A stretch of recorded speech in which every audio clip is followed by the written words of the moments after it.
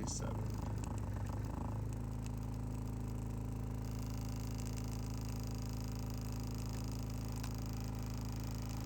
Now this is the same thing again, just bigger.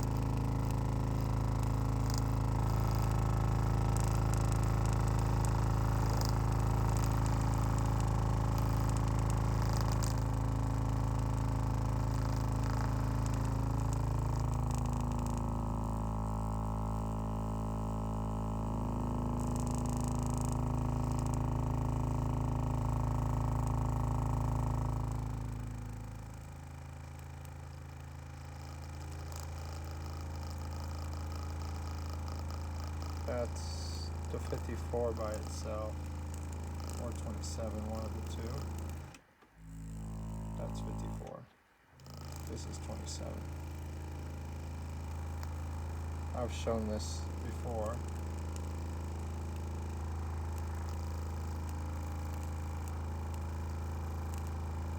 One of the hardest things to get with bubbles is an actual pattern.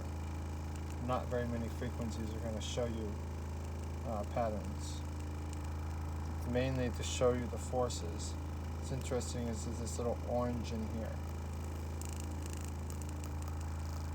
I'm always wondering about these colors because I've always seen them change in the frequencies. I've seen them disappear with certain frequencies, even lower frequencies. It doesn't have to be a higher frequency. It has to be something with the vibrational rate moving around the color itself.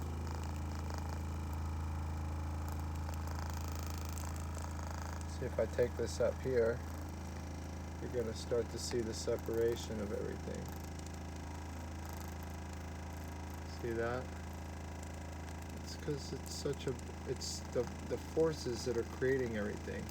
You can even see how it's all doubled.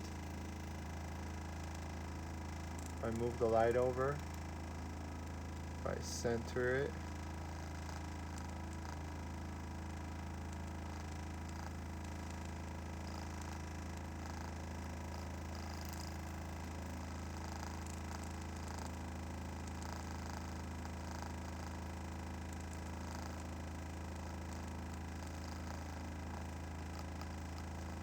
pretty nice stable pattern.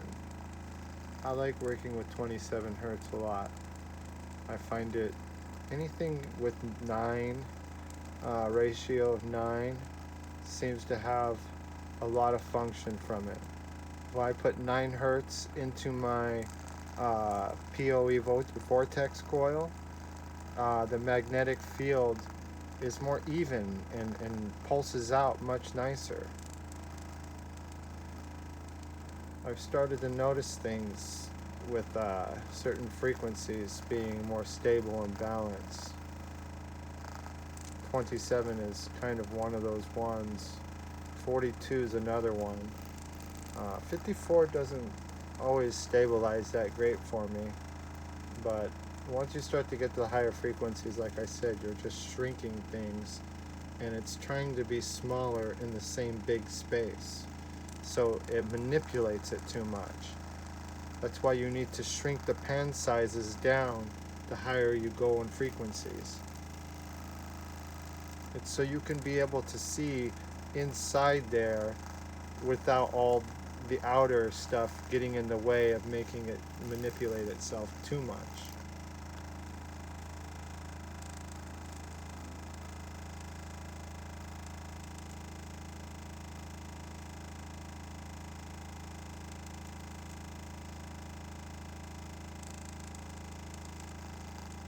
Funny how much that orange has turned to white and moved and spread outwards.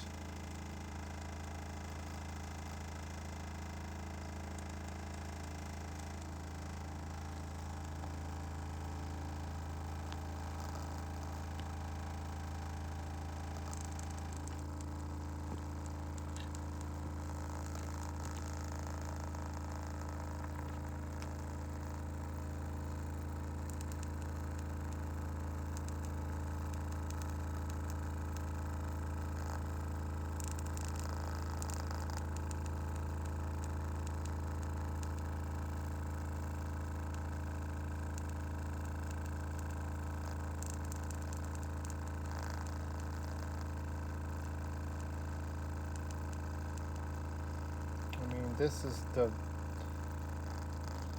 is more of the reality of what sound is doing, how these forces work. Cymatics is amazing because you get to see the geometry within the surroundings of what you're using. Bubbles can't be manipulated that way too much. If I made this a big giant thing, this same image is just going to be there again. If I made this a really tiny thing, this same image is just going to be there. With water cymatics, that would never happen.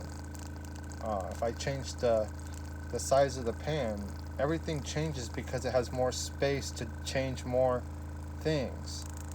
But bubbles don't work like that for some reason. Like I said, I can make them bigger, I can make them smaller, and they still show the same functions.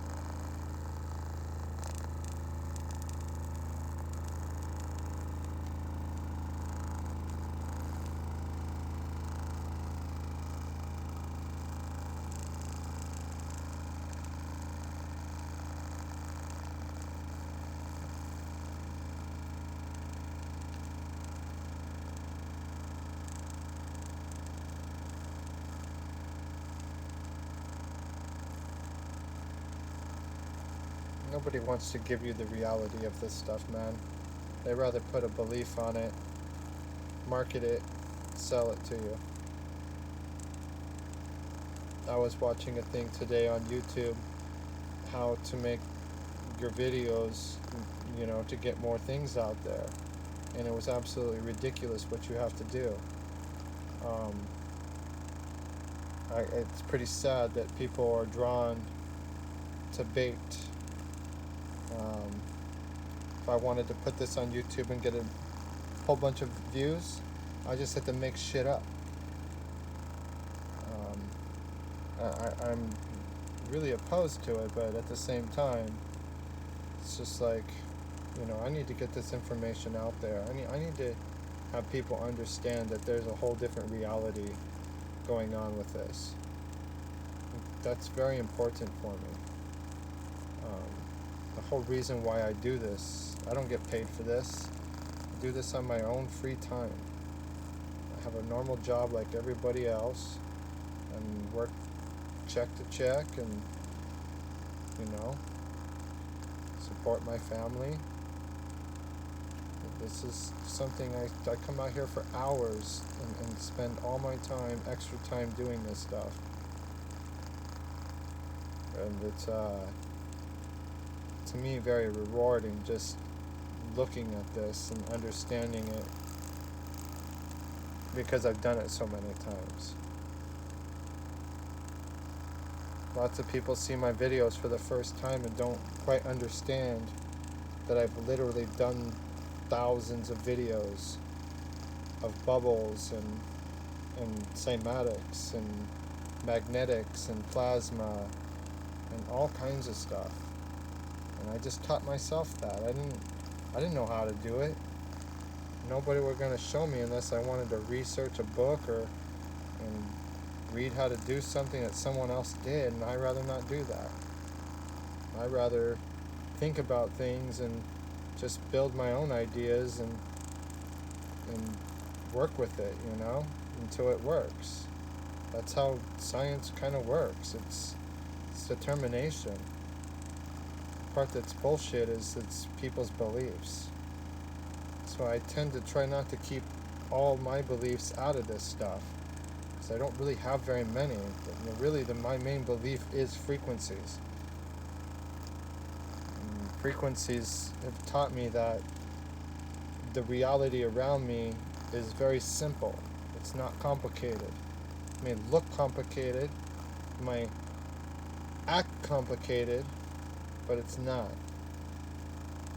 Life is balance and cycles, and when something took that long to create that, it's because it became trial and error, and things became simpler and simpler, easy for it to adapt to. Like humans have adapted so easily to survival now. They don't have to survive, and they don't have to fend for themselves too much, making us kind of lazy in that mental state of understanding what that really is, what that can do for a species and people themselves in general.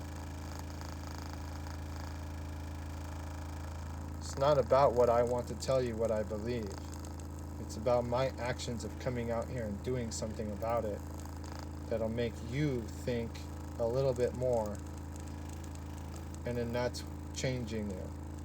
That change is the important part to life. That change is how we evolve. That's how conscience works. It's a behavioral thing.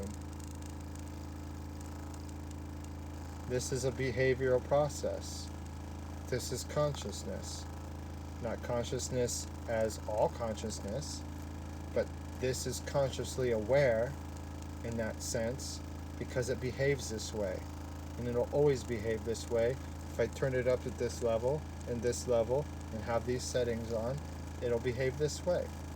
If I turn something up, it's not going to behave that way no more. It's amplified. Something is more crazy and chaotic in its life, and it destroys itself. And that's humans for you.